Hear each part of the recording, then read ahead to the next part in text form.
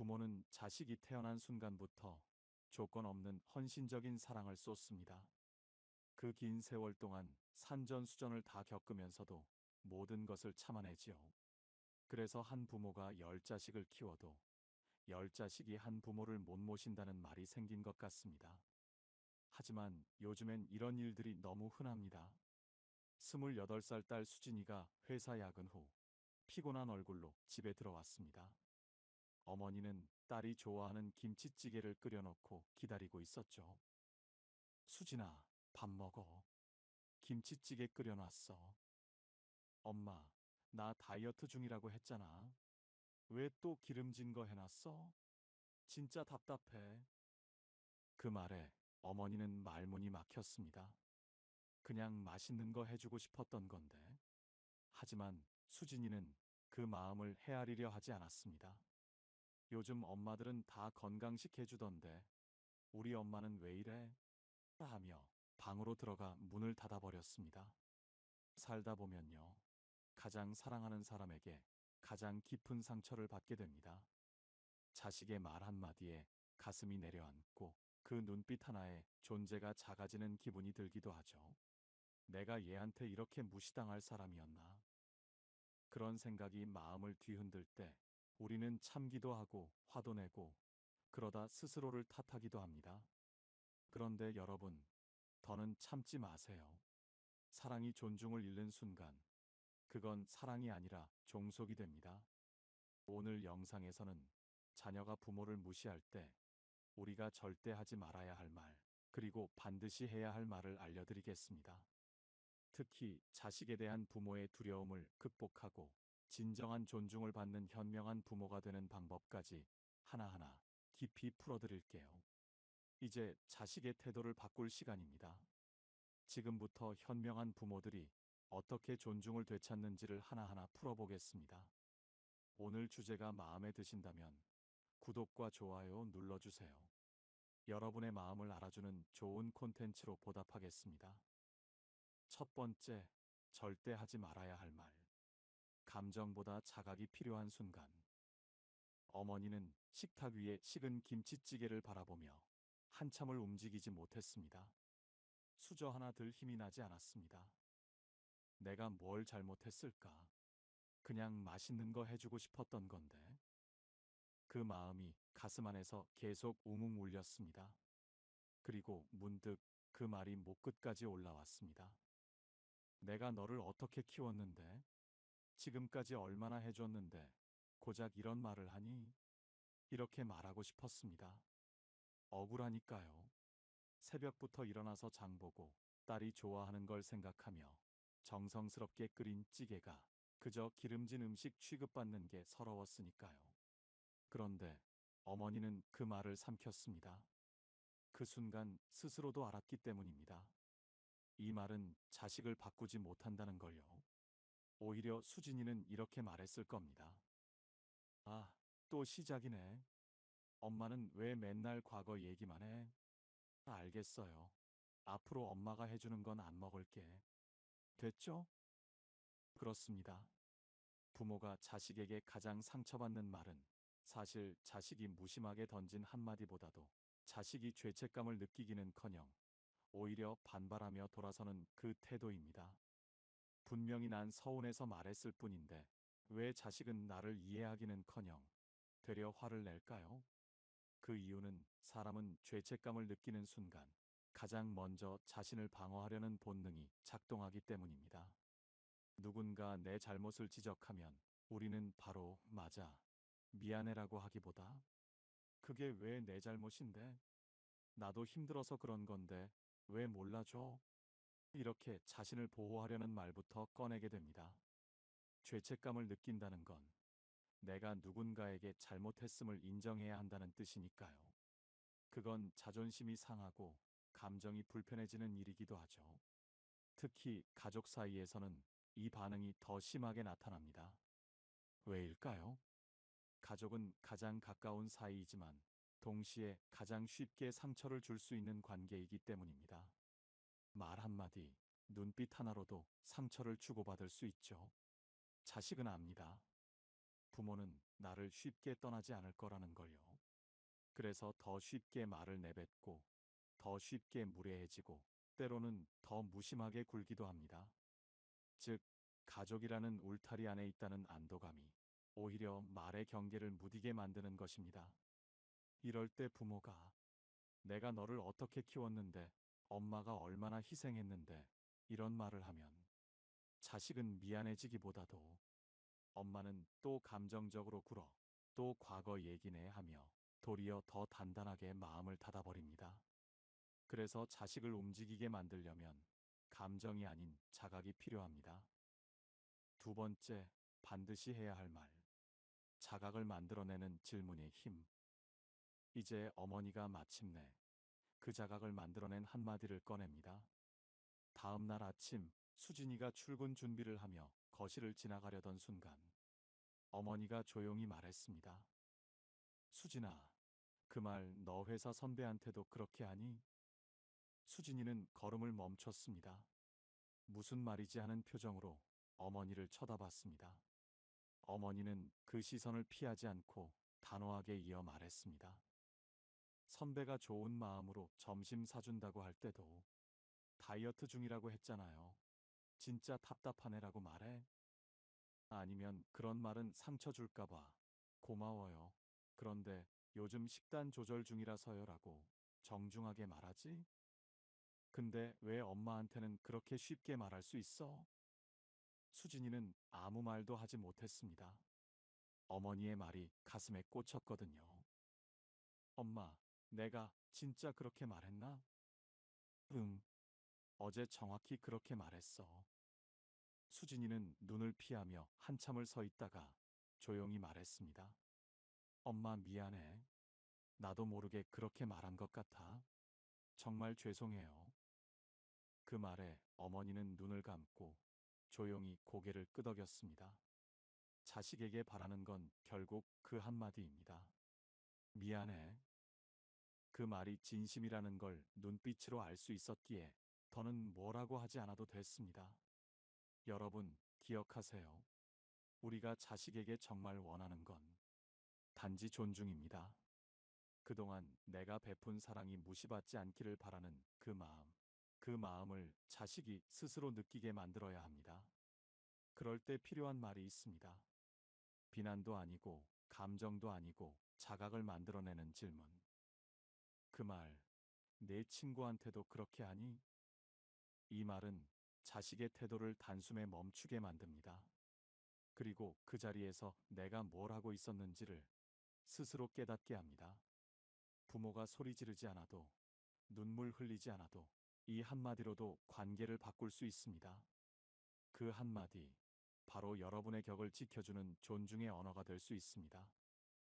세 번째, 희생의 끝을 알려주는 말. 여기까지의 경계선.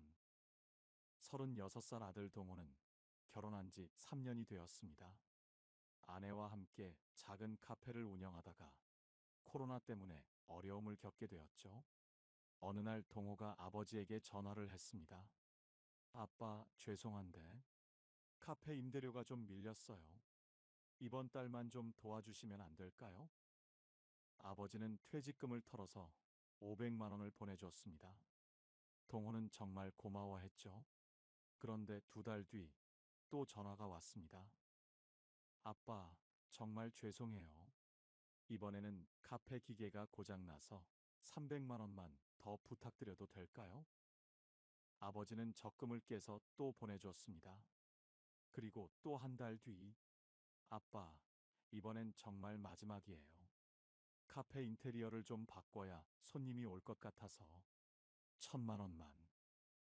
이번엔 아버지가 잠시 멈췄습니다. 동호야, 아빠가 지금까지 얼마나 도와줬는지 알고 있지? 네, 아빠. 정말 감사해요. 그런데 이번만 더 도와주시면 카페가 완전히 달라질 거예요. 아빠도 투자라고 생각하시고. 투자?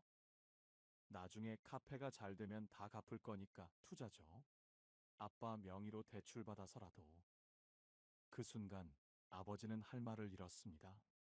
그건 단순한 부탁이 아니었습니다.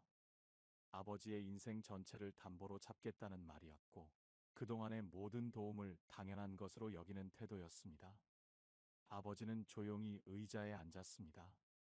창밖을 바라보며 그동안 삼킨 속마음을 꺼내기로 했습니다.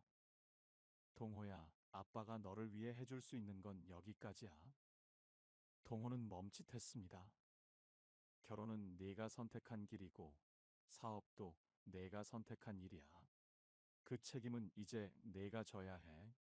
아빠는 너를 도와줄 수는 있어도 너 대신 살아줄 수는 없어. 동호는 당황한 말투로 되물었습니다. 아빠, 정말 안 도와주실 거예요? 전 아빠만 믿고 있었는데. 아버지는 조용히 말을 이어갔습니다. 동호야, 아빠도 사람이야.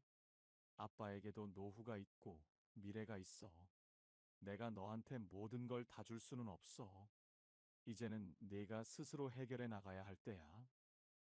3일 뒤, 동호가 집에 찾아왔습니다. 아빠, 죄송해요. 제가 너무 당연하게 생각했네요. 아빠도 힘드실 텐데, 앞으로는 제가 알아서 할게요. 여러분, 이 순간, 아버지가 꺼낸 이 한마디는 자식을 버리는 말이 아닙니다. 자식의 무책임을 멈추게 만드는 성장을 요구하는 한 문장입니다. 자식이 부모의 희생을 당연하게 여기는 태도는 부모의 선행을 사랑으로 느끼지 않고 의무로 받아들이게 만듭니다. 이때 부모가 경계선을 긋지 않으면 자식은 점점 더 요구하고 점점 더 무례해지고 결국엔 부모를 자원으로 취급하게 됩니다. 사랑은 멈추지 않지만 희생은 멈춰야 합니다. 아버지가 동호에게 꺼낸 여기까지라는 말은 사랑의 끝이 아니라 스스로 살아야 한다는 시작의 경계선입니다. 부모는 자식의 삶을 밀어주는 바람일 수는 있어도 대신 걸어줄 다리는 아닙니다. 이 한마디, 아빠가 해줄 수 있는 건 여기까지야. 이 말은 부모의 자존심을 지키고 자식을 진짜 어른으로 만들어주는 가장 단단한 문장이 될 수 있습니다. 네 번째, 존재 자체를 존중받는 말. 사람 대접받을 권리. 42살 딸 현정이는 남편과 함께 미국에서 살고 있습니다. 1년에 한 번 한국에 와서 일주일 정도 머물곤 하죠. 이번에도 현정이가 두 아이와 함께 왔습니다. 어머니는 한 달 전부터 준비했어요. 손주들이 좋아할 음식도 미리 알아보고, 방도 정리하고, 놀러 갈 곳도 알아봤죠. 그런데 현정이가 도착하자마자 이런 말을 했습니다. 엄마, 아이들 음식은 제가 따로 시켜 먹일게요. 요즘 애들은 한국 음식 잘 안 먹어요. 그리고 방에 에어컨 온도 좀 맞춰주세요. 미국에서는 항상 24도로 맞춰놓거든요. 아, 그리고 아이들 씻길 때 물 온도도 중요해요. 너무 뜨거우면 안 되고. 어머니는 하나하나 다 메모했습니다. 손주들이 편하게 지내기를 바라는 마음에서요. 그런데 사흘째 되는 날, 현정이가 짜증을 냈습니다. 엄마, 아이들 간식으로 뭘 주신 거예요? 설탕 들어간 과자는 안 된다고 했잖아요. 미안해, 현정아. 엄마가 깜빡했네. 엄마는 정말 요즘 육아가 어떻게 바뀌었는지 모르시네요. 미국에서는 이런 거 기본 상식인데. 그 말에 어머니는 가슴이 답답해졌습니다. 하지만 참았어요. 이튿날에는 더 심했습니다. 엄마, 아이들 재우는 방식도 틀렸어요. 요즘은 수면 교육이라고 해서. 그리고 놀이하는 방법도 좀. 미국에서는 아이들 창의성을 키우는 방향으로 놀아주거든요. 엄마가 해주시는 거 고마운데 뭔가 다 옛날 방식이에요. 어머니는 말없이 듣고 있었습니다. 그런데 마지막 날 현정이가 이런 말을 했습니다. 엄마, 솔직히 말씀드리면 내년에는 한국 안 올 수도 있어요. 아이들이 한국 와서 배우는 게 별로 없는 것 같아서. 그 순간 어머니는 더 이상 참을 수 없었습니다. 어머니는 조용히 현정이를 바라보며 말했습니다. 현정아, 엄마는 지금 내가 말한 과자나 수면 교육 때문에 화가 난 게 아니야. 현정이는 순간 당황한 얼굴로 어머니를 바라봤습니다. 엄마를 대하는 너의 말투, 엄마를 아무것도 모르는 사람처럼 대하는 그 태도, 그게 더 아프다. 엄마도 사람이야. 너를 위해서라면 뭐든 배우고 싶고, 뭐든 해주고 싶어. 하지만 그 전에 엄마가 사람 대접은 받아야 하지 않겠니? 넌 엄마를 필요로 하면서 왜 엄마의 존재는 무시하니? 미국에서 배운 게 많다고 해서 엄마가 아무것도 모르는 사람이 되는 건 아니야. 이 말은 단순히 억울함을 토로하는 게 아니었습니다. 그건 한 사람으로서의 존엄을 지키겠다는 선언이었습니다. 현정이는 아무 말도 하지 못했습니다. 그날 밤 현정이는 어머니께 와서 말했습니다. 엄마, 미안해요. 제가 너무 오만했네요. 정말 죄송해요. 어머니는 그 말에 조용히 고개를 끄덕였습니다. 그리고 다시 한번 깨달았습니다. 존중은 우연히 받는 것이 아니라 스스로 지켜낼 때 생겨나는 것이라는 사실을요. 자녀를 향한 부모의 5가지 두려움과 해결책. 혹시 나이가 들면서 겁이 많아진다고 느끼신 적 있으신가요?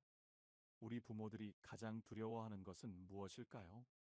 건강, 돈, 노후? 아닙니다.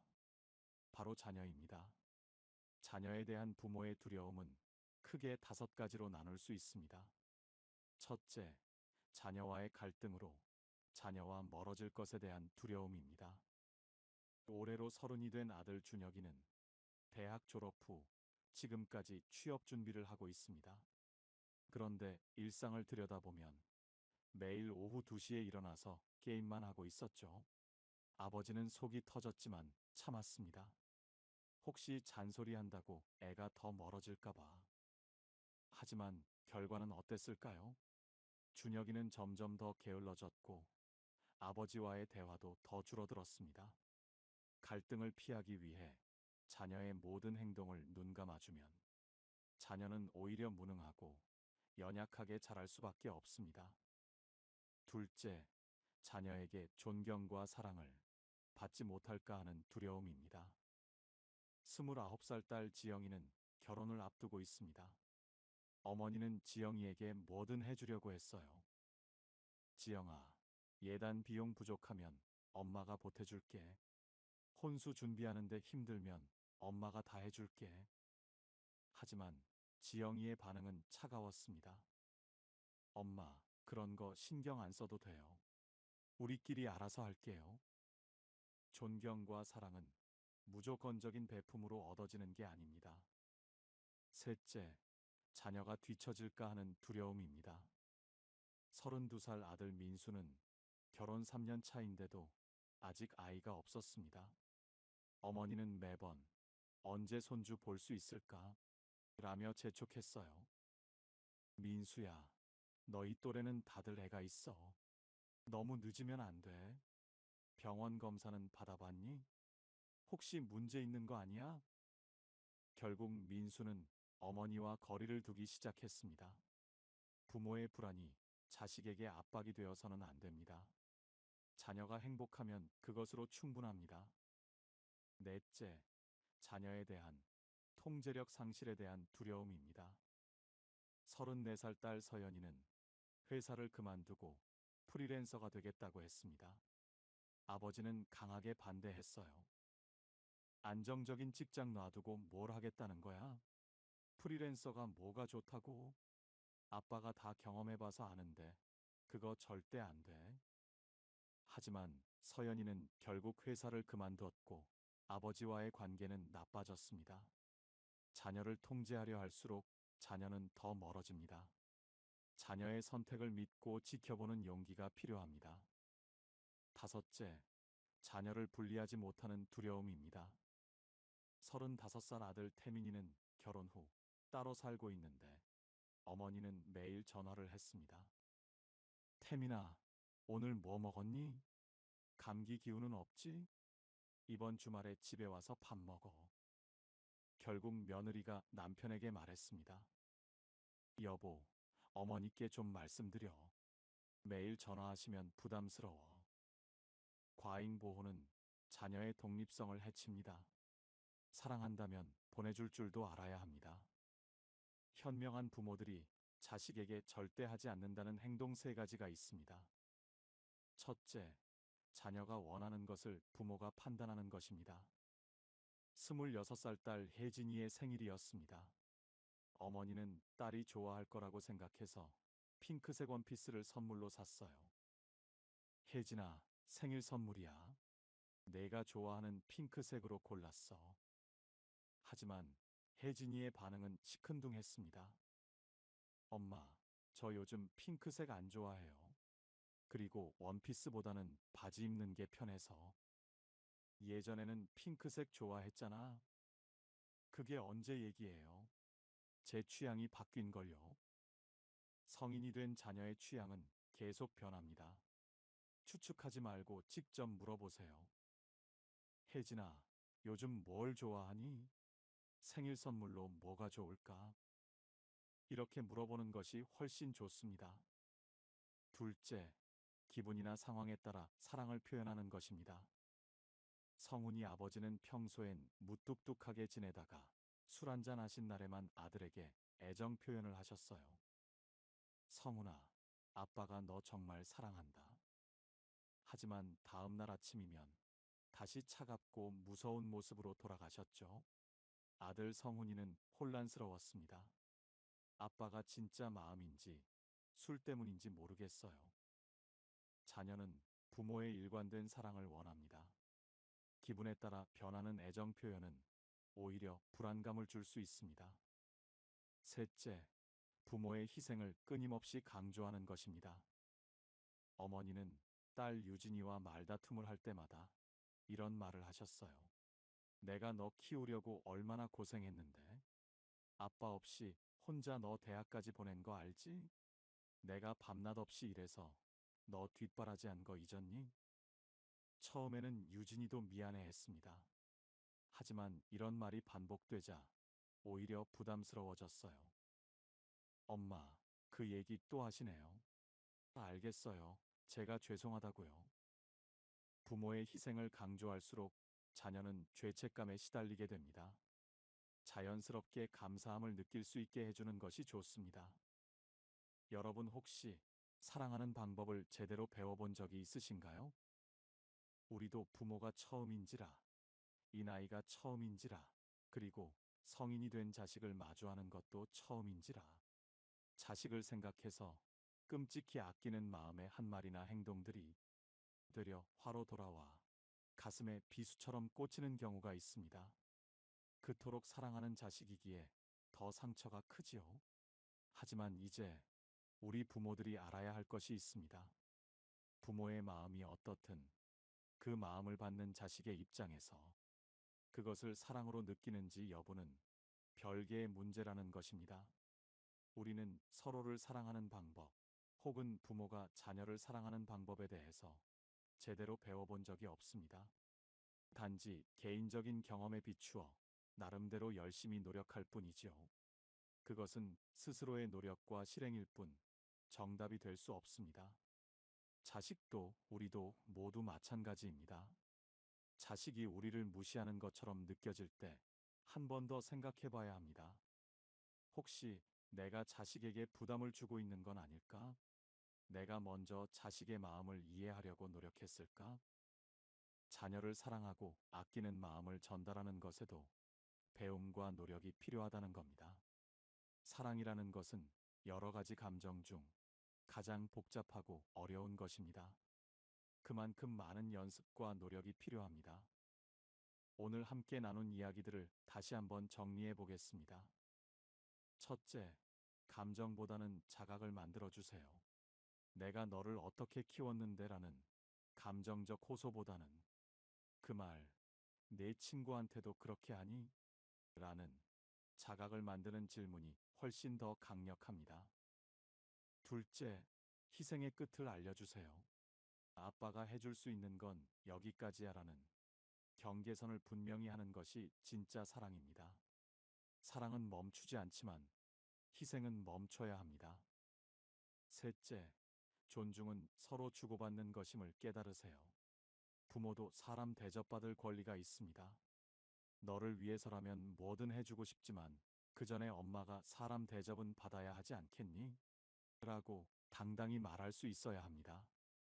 넷째, 자녀를 향한 5가지 두려움에서 벗어나세요. 갈등이 두려워 끌려다니지 말고, 사랑받으려고 애쓰지 말고, 뒤처질까봐 강요하지 말고, 통제하려 하지 말고, 분리가 두려워 붙잡지 마세요. 5째, 현명한 부모가 하지 않는 3가지를 기억하세요. 자녀가 원하는 것을 부모가 판단하지 말고, 기분에 따라 사랑을 표현하지 말고, 부모의 희생을 끊임없이 강조하지 마세요. 이 모든 것들에는 공통점이 있습니다.